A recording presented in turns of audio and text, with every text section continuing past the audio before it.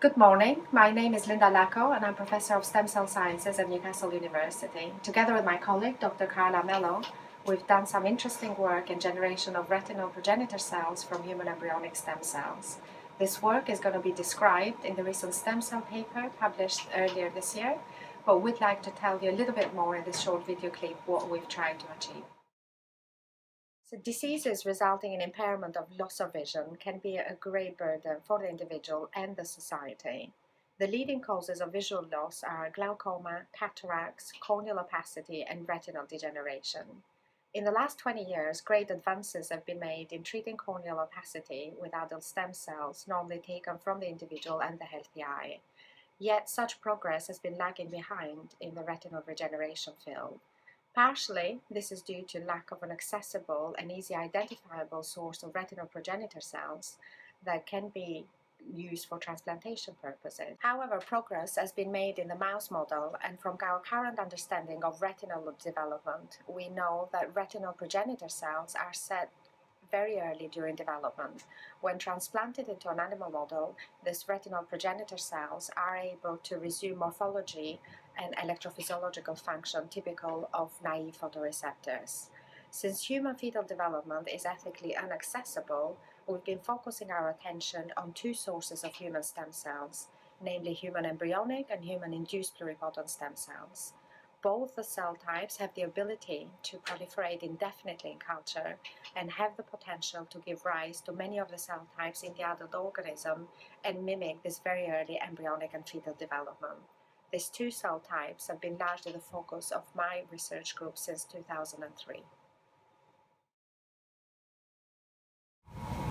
Making retinal tissue from human stem cells presents an incredible opportunity to study the human retina in a way that has not previously been possible. Recent developments in stem cell research show not only that individual retinal cell types can be produced in a lab from stem cells, but that it is possible to grow sheets of retinal tissue containing many of the retinal cell types, and which is built in a similar way to the developing eye during human development, with each of the retinal cell subtypes developing within the correct anatomical layer.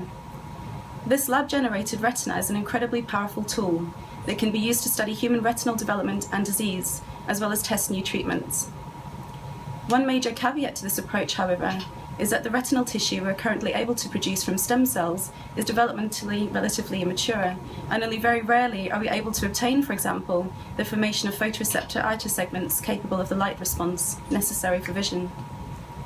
For this reason, if this approach is to be broadly utilized for such purposes, we must find a reproducible and highly efficient way to make this neural tissue and help it to mature past the developmental stage we're currently able to obtain.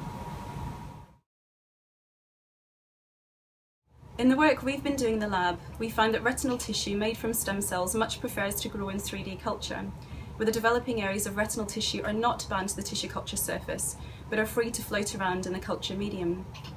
This seems to be much less restrictive for their growth and subsequent maturation. Further, we have identified one of the key factors which drives the process of retinal differentiation from stem cells, in that it plays an important role in the survival and maturation of developing retinal tissue. This factor is called insulin-like growth factor, or IGF-1.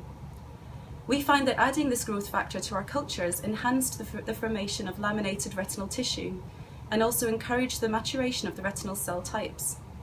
Fascinatingly, our work has also found that this factor encourages other tissue types associated with the eye to start to develop, such as the lens and cornea. This exciting result implicates IGF-1 not only in retinal development and maturation, but the eye development as a whole.